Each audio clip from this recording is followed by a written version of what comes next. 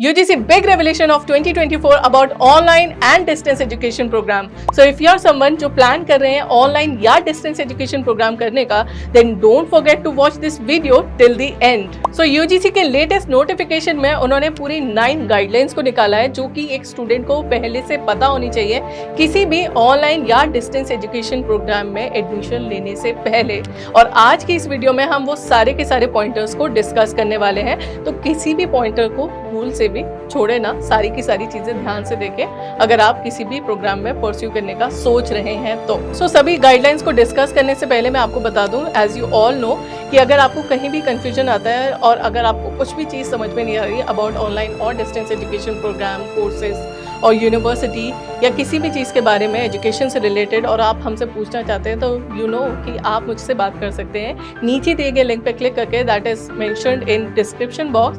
तो उस पर क्लिक करें and we can connect over and we can solve all your queries. And also don't forget to subscribe this channel for more such kind of videos. तो चलिए फिर जल्दी से सारी की सारी चीजों को समझ लेते हैं। आप सबसे पहले यूजीसी के इस पब्लिक नोटिस को स्क्रीन पे देख सकते हैं अच्छे से, एंड इसमें साफ साफ लिखा है that the precautions to be taken by the student before enrolling in programs offered by open distance learning programme ODL और ऑनलाइन लर्निंग प्रोग्राम, यानी कि यहाँ पे सारे के सारे प्रिकॉशंस बताए गए हैं। एंड इसी पे हम सबसे पहले पॉइंट पे आते हैं, that is ensuring status of higher education institution, यानी कि आप किसी भी हायर एजुकेशन इंस्टीट्यूशन में एडमिशन लेने से पहले उसका स्टेटस जरूर जाने, आप इंश्योर करें। और उसमें कौन कौन से पॉइंटर्स सबसे ज्यादा इंपॉर्टेंट है, तो आपको ये देखना जरूरी है कि उसका रिकॉग्निशन स्टेटस क्या है, यानी कि कोई भी आप कॉलेज या यूनिवर्सिटी में एडमिशन लेने जा रहे हैं तो उसके पास कौन कौन से रिकॉग्निशंस हैं एंड उसके साथ ही साथ उसके कौन कौन से कोर्सेज कब तक के लिए अप्रूव्ड है। आप इसके एकेडमिक सेशन वाइज इसका स्टेटस जान सकते हैं यूजीसी की वेबसाइट पे जाके,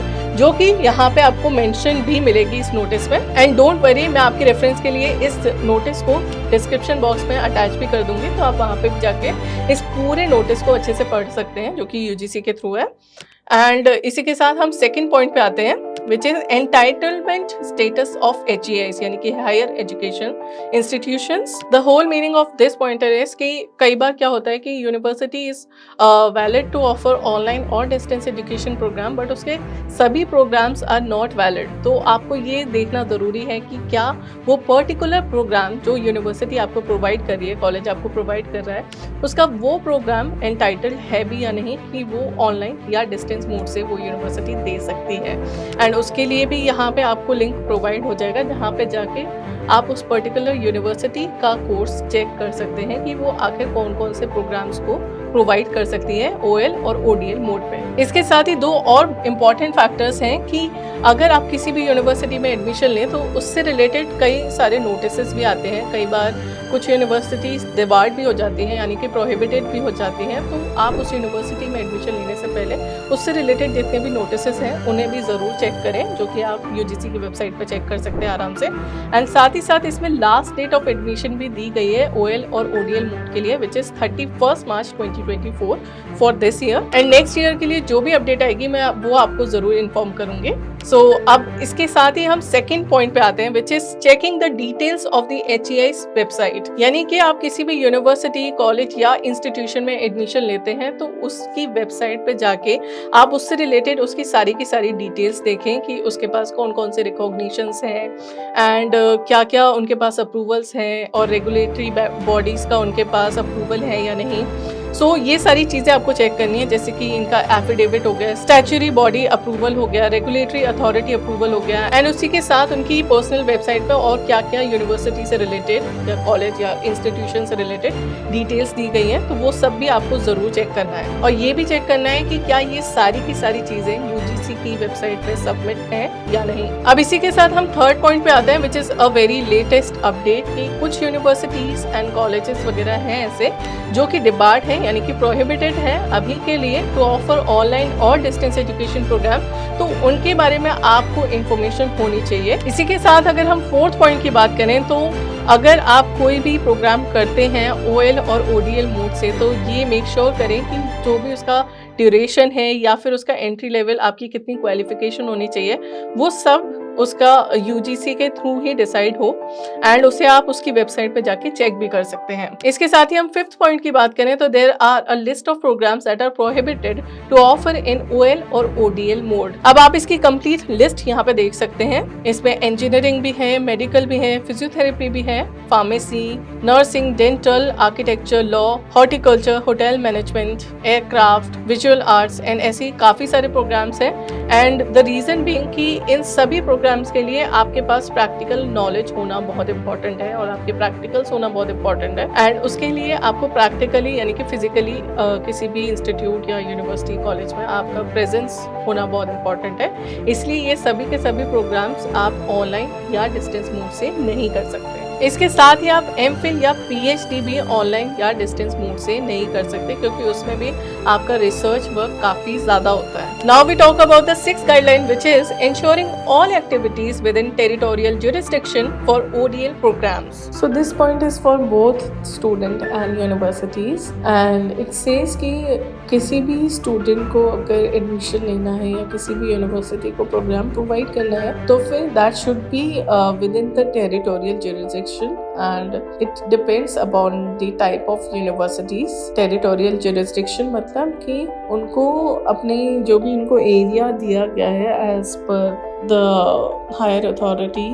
ऑफ एजुकेशन, वो उसके अंदर ही अपना एग्जामिनेशन क्लासेस वगैरह को प्रोवाइड कर सकते हैं स्टूडेंट को। जैसे कि एक सेंट्रल यूनिवर्सिटी है तो allotted to HEI under its act, तो उनको अपने जो भी उनको अलॉट करा गया है एरिया उसके अंदर ही वो एग्जामिनेशन या फिर कोर्स प्रोवाइड कर सकते हैं। अब स्टेट यूनिवर्सिटीज़ हैं तो उनको विद इन द स्टेट ही अपना जो भी प्रोग्राम प्रोवाइड करना है वही करना पड़ेगा, वो कहीं भी और जाके अपना सेंटर नहीं बना सकते। प्राइवेट यूनिवर्सिटीज़ का भी ऐसे ही कुछ रूल्स हैं, जैसे कि programmes not to be offered from learner support centre, यानी कि LSC के थ्रू ये प्रोग्राम को ऑफर नहीं कर सकते, and offer programmes only through HQ यानी कि headquarters and recognised off campus centres, यानी कि हेडक्वार्टर्स के थ्रू ही अपने प्रोग्राम को प्रोवाइड कर सकते हैं, कोई भी अलग अपना सेंटर नहीं बना सकते। And deem to be universities का भी ऐसे कुछ रूल्स हैं, तो इन सबको ये सारे रूल फॉलो करके ही जो है अपने प्रोग्राम्स को प्रोवाइड करना है। अब इसके बाद we have another very important guideline which is prohibition of franchising arrangement for offering ODL और OL प्रोग्राम्स, यानी कि कोई भी central, state, private, deem to be university can not offer its programme through franchising arrangement. यानी कि कई बार क्या होता है कि काफ़ी सारे ऐसे इंस्टीट्यूशन या फिर एटेक्स ओपन हो जाते हैं जिनके थ्रू काफ़ी यूनिवर्सिटीज़ उनके थ्रू एडमिशन देना स्टार्ट कर देती हैं, प्रोग्राम्स प्रोवाइड करना स्टार्ट कर देती हैं, but it is totally prohibited.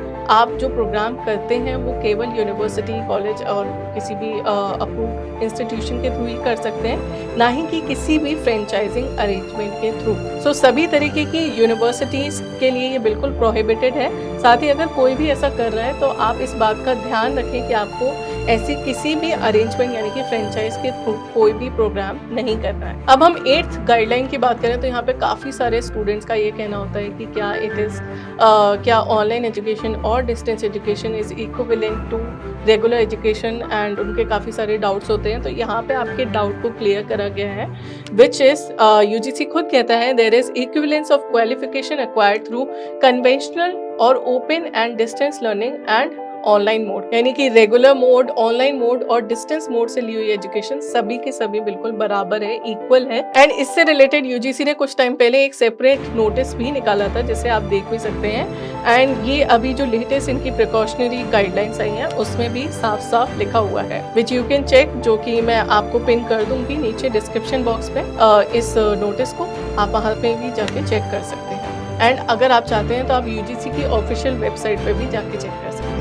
इसके बाद आता है हमारा 9th point which is important learner centre provision of the regulation. अब अगर हम 9th पॉइंट पे आए तो this is another important point for the learners, learner mobility.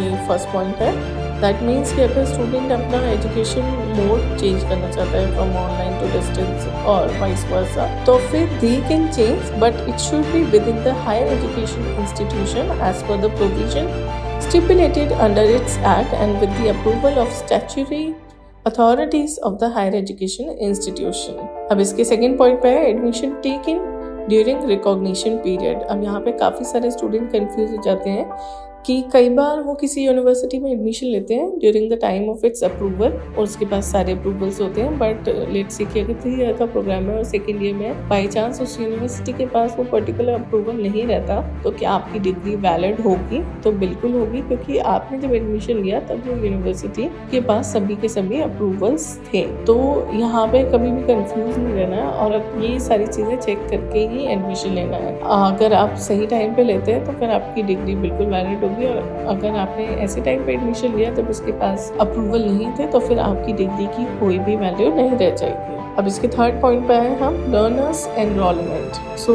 ये सभी हायर एजुकेशन इंस्टीट्यूशन के लिए है कि वो स्टूडेंट को कोई भी प्रोग्राम प्रोवाइड करते हैं ऑनलाइन या फिर डिस्टेंस लर्निंग मोड पे, तो that shall conduct all activities such as admission, contact programs, examination, etc. for learners strictly within the territorial jurisdiction of the HEIs as specified in UGC regulation। यानी कि UGC regulation के द्वारा वो learner का enrolment, उसका जो भी examination है एंड प्रोग्राम्स ऑफर करना है, वो एडमिशन, ये सारी चीज़ें within the territorial jurisdiction ही होनी चाहिए।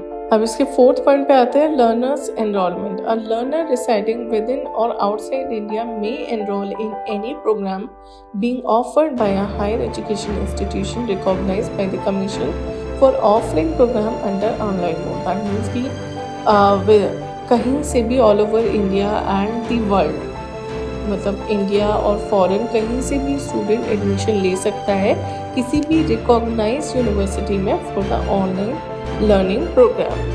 So these are some of the latest precautionary guidelines made by UGC and I really suggest कि आप इस वीडियो को अपने फ्रेंड्स एंड फैमिली में जो भी OL यानी कि ऑनलाइन या डिस्टेंस एजुकेशन से कोई भी प्रोग्राम करना चाहते हैं तो आप उसके साथ भी इसे शेयर करें, और अगर आपको कहीं भी कोई भी कंफ्यूजन आ रहा है तो आप मुझसे कनेक्ट करके भी पूछ सकते हैं, जो कि आप कर सकते हैं नीचे दिए गए लिंक पे क्लिक करके, which is in description box. तो आप वहाँ पे क्लिक करके मुझसे बात कर सकते हैं। एंड ऐसी और वीडियोस के लिए आप इस चैनल को सब्सक्राइब करें, और अगर आपको ये वीडियो अच्छी लगी तो इसे लाइक और शेयर भी ज़रूर करें।